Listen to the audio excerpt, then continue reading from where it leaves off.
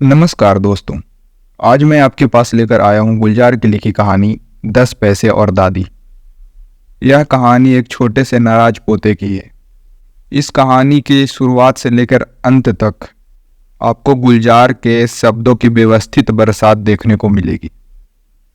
तो चलिए गुलजार की लिखी यह कहानी शुरू करते हैं। बस एक 10 पैसे के लिए झगड़ा हो गया दादी से और चक्कू घर से भाग गया।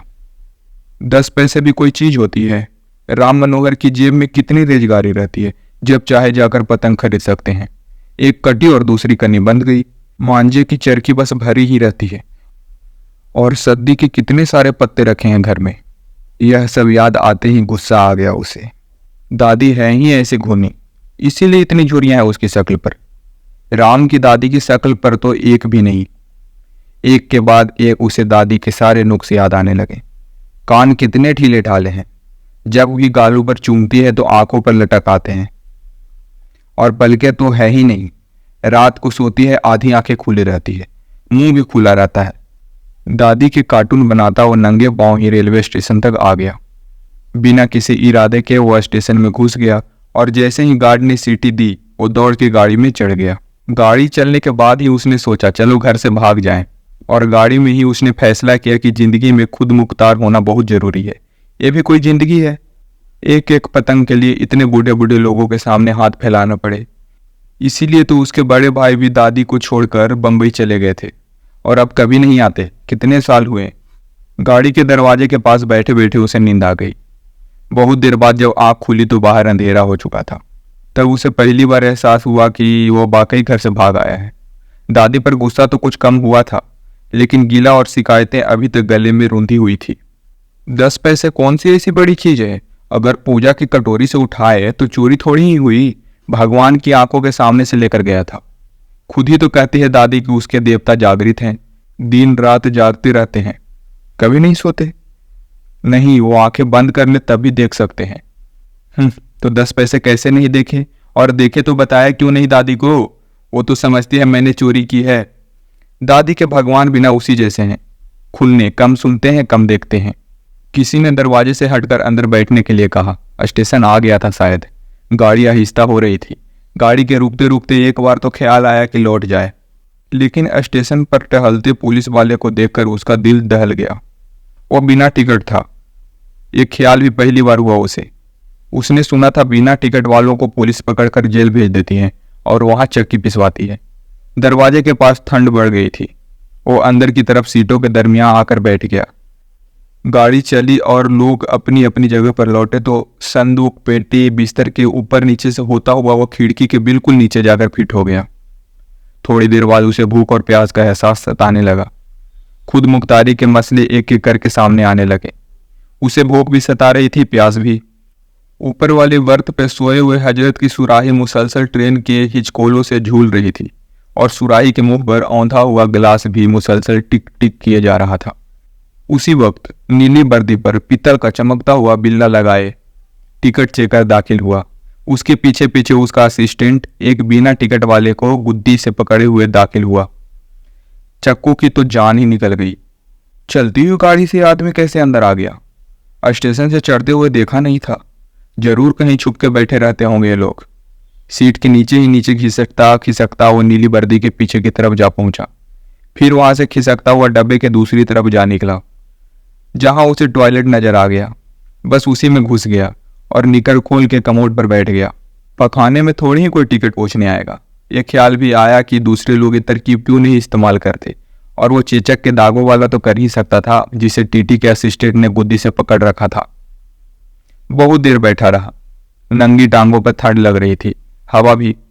थोड़ी देर कमोड पर बैठे बैठे नींद भी आने लगी थी। फिर गाड़ी ने पटरी बदली। एक धक्का सा लगा, रफ्तार भी कुछ कम होने लगी। बड़ी एहतियात से उसने टॉयलेट का दरवाजा खोला। बाहर कोई स्टेशन आ रहा था। झाँक कर देखा तो नीली वर्दी वाले कहीं नजर नहीं आए। जरूर कहीं छुप कर बैठा होगा, वरना चलती ट्रेन से कहाँ जाता। गाड़ी रुकी तो फौरन उतर गया। सुनसान सा स्टेशन, आधी रात का वक्त, कोई भी उतरा नहीं। गाड़ी थोड़ी देर तक हांफती रही, फिर भक भक करती हुई आगे चल दी। चक्कू एक बेंच पर सिकुड़ के अपनी टांगों में मुंह देकर बैठ गया और फौरन ही तकिए की तरह लुढ़क गया। ठक ठक करता लालटेन हाथ में लिए एक चौकीदार आया और कान पकड़कर उसे उठा दिया। चल बाहर निकल, घर से भाग कर आया है क्या? चल निकल, नहीं तो चौकी वाले धर के ले जाएंगे, चक्की पिसवाएंगे जेल में।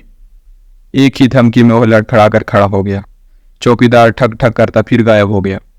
चक्कू प्लेटफॉर्म के नीचे की तरफ टहल गया, जहां मध्यम सी रोशनी में एक बोरियों का ढेर नजर आ रहा था। बोरियों के पीछे ही कोई बुढ़िया दादी की तरह मुंह खोले सो रही थी। फटा पुराना एक लिहाफा ओढ़े कोई भिखारन होगी। नींद और बर्दाश्त नहीं हो रही थी। वो उसी भिखारिन के लिहाफ में घुस गया। उसे लगा जैसे दादी के लिहाफ में घुस रहा है। गांव में अक्सर ही होता था। मीरासन अपने पास सुलाती थी और वो रात को उठकर दादी के लिहाफ में जा घुसता था। सर जमीन पर टिकाते ही सो गया। सुबह जब उठा तो ऐसे ही बुढ़िया से लिपट कर सोया हुआ था। भिखारन के सिरहाने पर कटोरे में रिजगारी पड़ी हुई थी। फिर वही कटोरी याद आ गई। कल रात की भूख उभर आई। इतनी सारी रेजगारी क्या करेंगे बुढ़िया? दादी से पूछो तो कहती थी मर कर भी तो जरूरत पड़ती है पैसों की, वरना इस काठी को जलाएगा कौन? झूठी।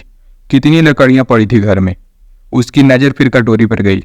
एक 10 पैसे निकाल भी लिया तो क्या है, यहाँ तो भगवान भी नहीं है, दादी भी नहीं, मांग लो तो शायद खुद ही दे दे। उसने इधर उधर देखा। कैंटीन के पास रखी अंगीठी का धुआं कोहरे के ऊपर चढ़ा जा रहा था। उसने 10 पैसे उठा लिए, बुढ़िया का लिहाफ ठीक किया और मुतरी की तरफ चला गया। वापस आकर मिट्टी से हाथ धोए।